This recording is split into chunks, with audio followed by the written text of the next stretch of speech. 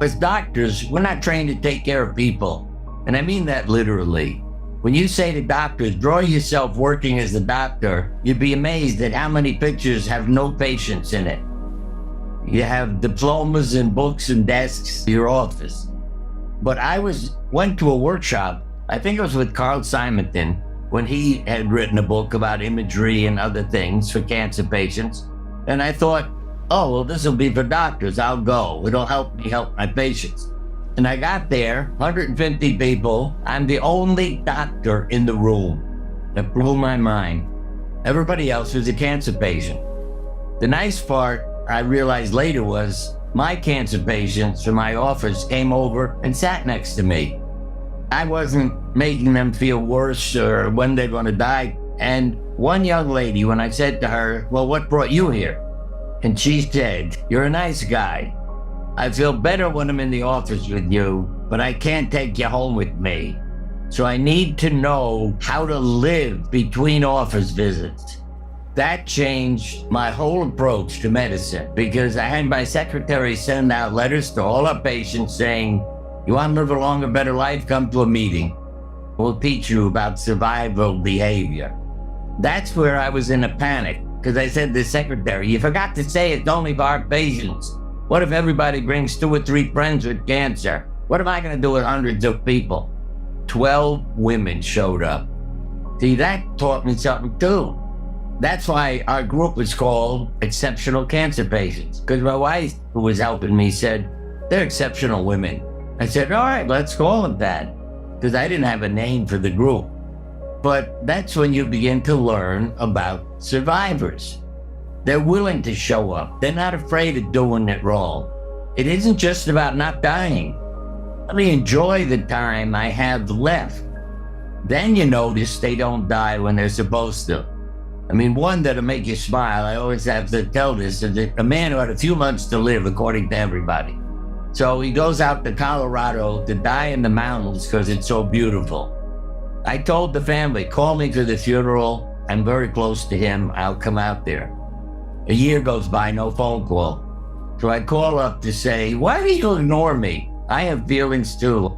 He answered the phone and he said, it was so beautiful here, I forgot to die. That's when I learned to go up to people I thought were dead and say, how come you didn't die when you were supposed to? I left my troubles to God. Psychiatrists know more of this than oncologists and cardiologists, because if you thought, oh, I'm gonna die, I go to see a psychiatrist to help me handle it. And then the psychiatrist noticed, you didn't die when you're supposed to. One wrote an article on an immune-competent personality. AIDS patients taught him that, because he noticed there's a whole bunch of them that are doing beautifully. So he studied them, and he could hand a list out to people of how to behave and how to act and do well. And also, it's loving yourself. That's another thing that's such a key. I had one lady, she had polio as a child, so she didn't like her body because she had muscle wasting.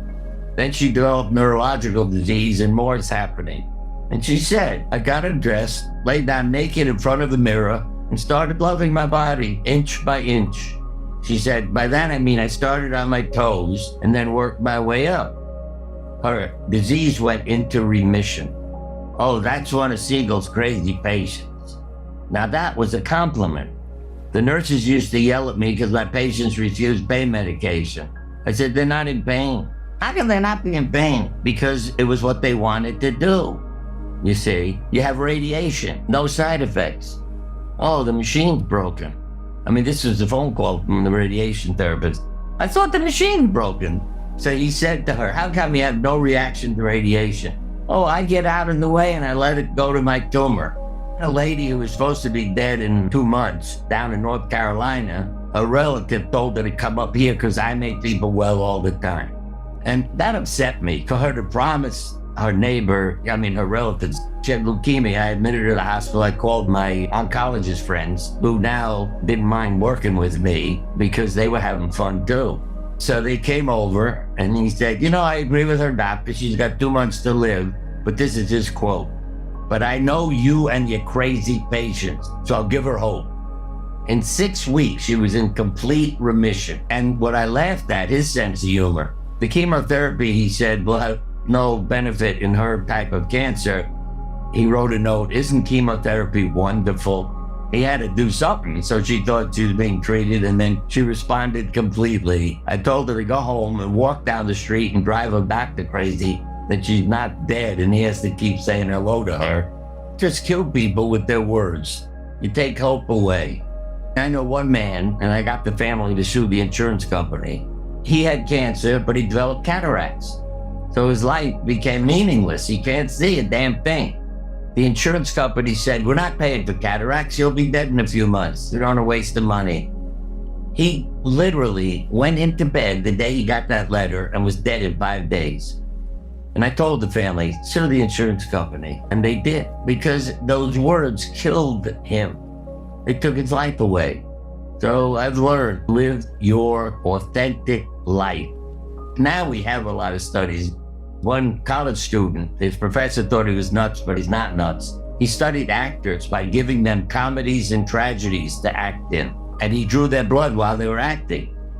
And he showed the difference. If you're in a comedy, immune function is enhanced, all the benefits. And if you're in a tragedy, the opposite happens, and you're more likely to get sick, have your heart attack, cancer, whatever. Those are things people have to understand. What we're talking about has a lot to do with feelings, but the feelings are science. It's the pain. I cared about people. I became a doctor because I liked people, and nobody taught me how to deal with people. It was all about disease. I would say to patients, how come you didn't die when you were supposed to? And I realized that everybody had a story. It could be, I got a door, I changed where I lived, I changed my job.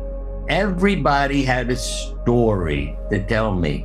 One multimillionaire, he introduced me at a speech down in Miami. I said to him, you're dressed like a bum. How could you come like this to, introduce me in front of this crowd? He said, when they tell you you're going to be dead in a short time, who cares what you wear? I canceled the dress code at work. I told my employees, come in whatever you want. Don't worry about it. And then his wife got him to buy a house on the ocean and listen to meditation tapes. And he lived for over 5 years when he was supposed to be dead in a couple of months. And he really changed his hospital because they knew damn well it was him, not anything they were doing. How do you describe through one word what it's like to have cancer? What would you say you're going through? Lady said to me, failure.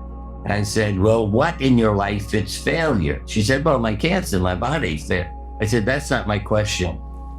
Oh, my parents committed suicide when I was a child. I must have been a failure as a child. She went home with a different outlook. Or somebody uses the word pressure. Then they realize what's going on in their life that's causing pressure. It ain't the disease, it's your life. I was running support groups every week.